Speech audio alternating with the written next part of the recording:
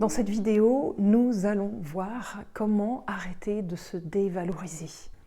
Bonjour, je m'appelle Virginie Reiftech et je suis coach de vie et je vous accompagne pour passer d'une vie de routine, de compulsion, de comportement compulsif où vous vous sentez enfermé, à une vie beaucoup plus libre, beaucoup plus heureuse en passant par un éveil de conscience. Alors avant de continuer, je vous propose de vous abonner, appuyer sur la notification, la cloche qui est à côté pour recevoir toutes les vidéos que je vous mets très régulièrement sur cette chaîne pour votre bien-être. Alors comment arrêter de se dévaloriser? Oui, c'est un mal du siècle, comme je dis souvent, la dévalorisation de soi, qui fait qu'on est très vite paralysé dans tout ce qu'on fait, dans nos actions, et aussi dans nos désirs profonds d'être qui nous sommes. Alors, qu'est-ce que c'est que la dévalorisation déjà au départ? C'est une différence entre ce qui est là, et ce qui est voulu. C'est-à-dire qu'en fait, vous voulez être autre chose, vous voulez être très fort, être très courageux, vous voulez faire que des choses intéressantes, vous voulez être mince, élancé, voilà. Et puis ce qui est, c'est en fait que, par exemple, quand vous rentrez du travail le soir, vous n'avez plus du tout d'énergie. Ce qui est, c'est votre envie de manger des choses grasses, sucrées, salées, voilà, de regarder la télé, les écrans. Voilà, donc il y a une différence entre, ce sont vraiment des exemples, il y a aussi d'autres choses, mais différence entre ce qui est et ce qui est voulu. C'est-à-dire que ce qui est là n'est pas souhaité. Donc ça crée une tension à l'intérieur de vous. Ça crée une tension dans la conscience qui est extrêmement forte, qui est vraiment insoutenable. Et c'est à cause de cette tension que vous perdez toute votre énergie et du coup que vous n'avez plus la force de rien faire, que ça vous paralyse, ça vous bloque en fait. Ce qu'il faut comprendre, c'est que ça revient à du jugement, la dévalorisation, c'est-à-dire que vous vous jugez vous-même. Ce jugement, il est basé sur quoi? Comme tout jugement, il est basé sur des critères de morale, de ce qui est bon et de ce qui est mauvais, de ce qui est bien et de ce qui est mal, de ce qu'il est bon de faire. Donc là, on vient un peu à la société, ce qu'il est bon de faire et ce qu'il n'est pas bon de faire. Et ça dépend des groupes auxquels on participe, auquel on a adhéré. Donc il y a effectivement il y a la planète, il y a l'humanité entière, après il y a les nations, il y a les religions, les sous-groupes. Donc il y en a il y a des liens que nous avons avec des groupes, des très grands groupes et des sous-groupes qui ne sont pas conscients, qui ne le sont plus. Parce que même si par exemple on n'est plus dans une religion, on a été chapeauté par une religion, voilà, la religion de notre nation ou de notre peuple. Voilà. Après, il y a plein de sous-groupes auxquels on s'est identifié. Donc tout ça va amener des morales. Chaque groupe a ce qui est bien, ce qu'il est bon et pas bon de faire. Dans la spiritualité, il y a beaucoup de développement de ce qu'il est bon de faire, pas bon de faire, ce qu'il est bon de manger, ce qu'il n'est pas bon de manger. Voilà, donc en fait, on ne fait que rajouter toujours des jugements et de la morale. Et vous vous en êtes rendu compte, ce qui est bien et ce qui est mal est extrêmement fluctuant d'un groupe à l'autre, d'un individu à l'autre, et même à l'intérieur de vous. Ce qui était bon il y a quelque temps ne l'est plus pour vous aujourd'hui. Donc, tout ça est très fluctuant parce que c'est basé tout simplement sur un précepte de séparation, que la vie elle est séparée, que nous sommes séparés entre nous, alors qu'en fait, si l'on regarde vraiment le fond de tout ce qui nous entoure et de notre intérieur, on perçoit que la vie elle est une, le vivant il est un. Le vivant il est un. Donc en fait c'est une illusion, cette séparation est une illusion. Et elle engendre tout un tas de jugements et de morale, qui est en plus extrêmement fluctuant suivant les groupes et suivant les individus. Donc vous voyez, réellement tout ça, quand on le déconstruit, le jugement il tient sur une illusion. Voilà. Donc déjà c'est quelque chose d'important à se souvenir. Alors, je vous propose de passer par 3 étapes. Je parle toujours d'étapes pour que ce soit plus clair pour vous dans votre esprit. La première étape, déjà, c'est que quand vous êtes en train de noter que vous vous dévalorisez. Alors, se dévaloriser, c'est relié à des croyances identitaires qui sont donc liées à un bien et mal.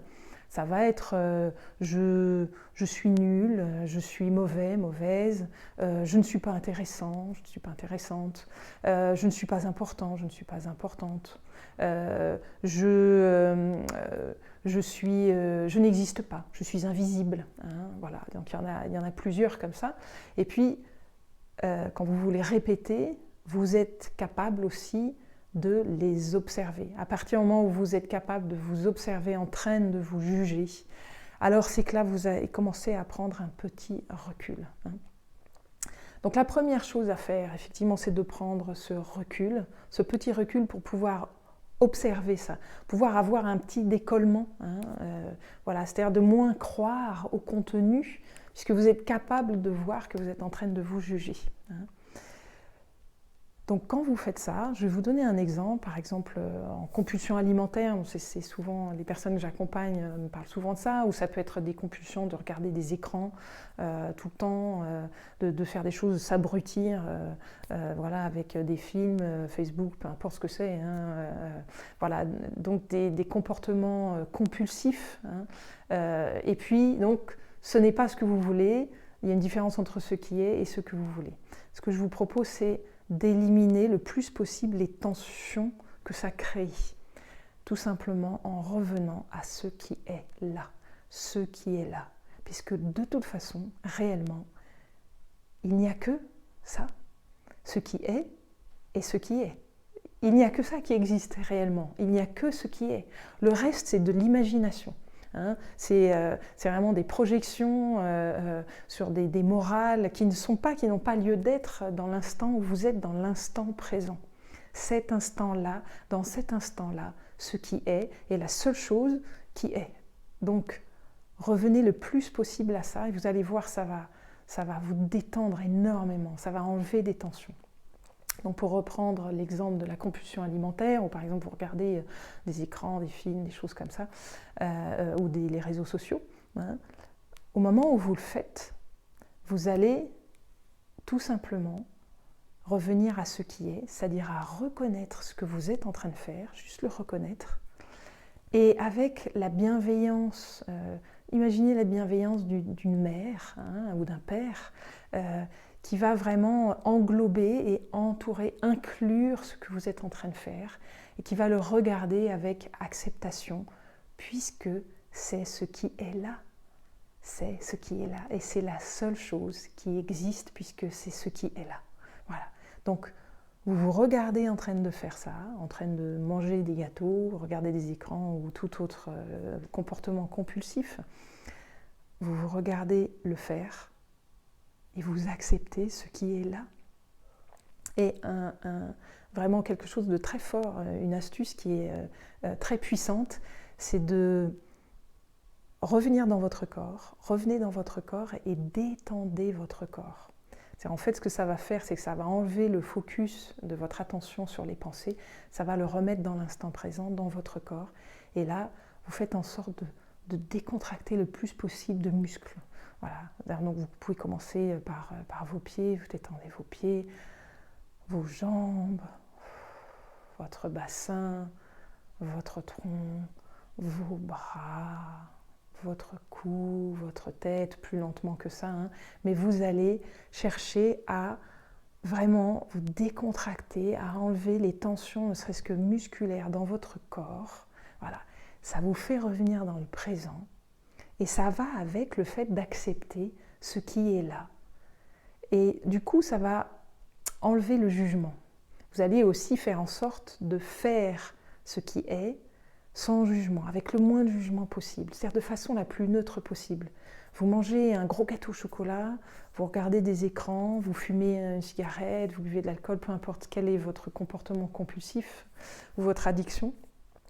Vous allez juste le regarder comme ce qui est, avec de l'acceptation. Voilà. Avec de l'acceptation et de la détente. Voilà, vous vous détendez et vous n'émettez pas de jugement, le moins possible, le plus neutre possible. C'est ce qui est là, ok, c'est ce qui est là. Voilà, donc ça déjà, faites l'expérience, faites-en vraiment l'expérience de vous décontracter comme ça, de vous détendre. Vous pensez à votre corps et vous vous détendez musculairement. Vous allez voir que ça va aussi détendre, puisque ça remet le focus dans le présent. Ça va vous détendre intégralement et vous allez moins vous dévaloriser. La deuxième étape qui est très très importante, c'est d'arrêter de vous identifier à vos pensées, puisque vous n'êtes pas vos pensées. Alors, c'est une vérité, c'est pas quelque chose de mental. Effectivement, vous pouvez en faire quelque chose de mental. Je ne suis pas mes pensées, je ne suis pas mes pensées, je ne suis pas mes pensées. Si vous vous promenez comme ça, strictement rien va changer dans votre vie, puisque ça reste mental. Ce qui est intéressant, c'est de vous en rendre compte, c'est-à-dire d'en prendre conscience. Pour en prendre conscience, il va vous falloir du temps.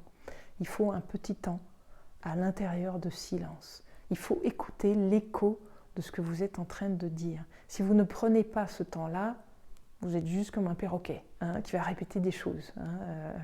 Voilà. Là, c'est vraiment prendre le temps de faire descendre, de laisser infuser à l'intérieur de vous cette vérité. Je ne suis pas les pensées. Vous n'êtes pas vos pensées. Vous n'êtes pas vos pensées. Je vous ramène à d'autres vidéos que j'ai fait aussi. Vous n'êtes pas vos pensées. Voilà. Et donc vous pouvez vraiment vous répéter ça en écoutant l'écho à chaque fois. Je ne suis pas mes pensées. Et vous allez écouter à l'intérieur l'écho de ce que ça fait. Je vous propose de le faire maintenant. Comme ça, vous allez pouvoir tout de suite le goûter. Voilà. Donc, vous pouvez prononcer à voix haute « Je ne suis pas mes pensées ». Et vous écoutez à l'intérieur. Voilà, écoutez à l'intérieur de vous l'écho de ce que vous venez de dire. Parce qu'en fait, quand vous dites « je ne suis pas les pensées », cela vous ramène instantanément à qui vous êtes, à votre essence profonde, qui n'est pas les pensées, qui est au-delà des pensées. Voilà. Donc ça, c'est un travail de désidentification qui est à faire très très régulièrement. C'est une pratique yogique qui est extrêmement puissante, toujours à faire avec conscience, sinon ça n'a pas d'intérêt. La troisième étape qui va vous aider aussi là-dedans, c'est de méditer, de vous entraîner à méditer. Ne vous inquiétez pas, j'entends déjà des gens qui se soulèvent, oui mais moi j'arrive pas à méditer. Voilà, je vous renvoie vers une vidéo que j'ai faite sur la méditation, pour que vous puissiez bien comprendre comment ça marche, et puis de façon très simple, vous donner des bases. Mais sachez que tout le monde peut méditer. Tout le monde peut méditer, et tout le monde a des pensées qui le traversent quand il médite. C'est bien pour ça qu'on médite. C'est justement pour avoir ce décalage. Je vous propose de faire cette expérience, d'apprendre à être immobile et en silence de plus en plus régulièrement. Vous allez avoir des pensées, c'est normal, vous allez voir. Revenez le plus souvent possible à votre respiration, c'est-à-dire à l'instant présent. Revenez dans votre respiration. Voilà, vous observez votre corps en train de respirer, c'est tout. À force de revenir, vous allez voir au bout d'un moment, au bout d'un certain temps, le mental, il décroche. Il y a quelque chose qui décroche. Les pensées d'un seul coup se calment. Il y a un alignement qui se fait entre ce que vous êtes profondément et vos pensées. Et là, vous faites d'un seul coup l'expérience que vous n'êtes pas vos pensées. Puisque d'un seul coup, il y a le calme dans le mental, et vous êtes encore présent. Vous êtes présent. La conscience que vous êtes est présente. Donc ça, c'est vraiment une expérience à faire pour que vous puissiez apprendre à avoir du recul, à vous reculer dans cette partie de « je suis », là, c'est ce que vous êtes en profondeur et par essence. Voilà. Donc là, vous avez vraiment 3 étapes pour sortir de la dévalorisation, et ça demande beaucoup de sincérité toujours avec soi-même. Parce qu'on peut se dire « oui, non, mais moi je ne me dévalorise pas, non, moi je m'aime bien ».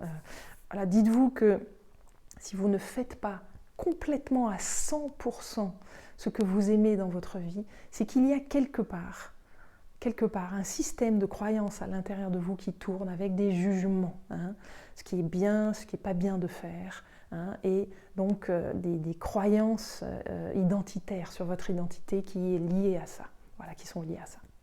Ok, donc pratiquez vraiment. Si vous avez aimé la vidéo, mettez des pouces j'aime, surtout, pensez-y, c'est tellement agréable aussi à voir qu'il y a une interaction, hein. Mettez-moi des commentaires, surtout engagez-vous dans votre processus à écrire sous la vidéo, partagez-la, et puis moi je vous souhaite vraiment le meilleur, prenez bien soin de vous et à tout bientôt, bye bye.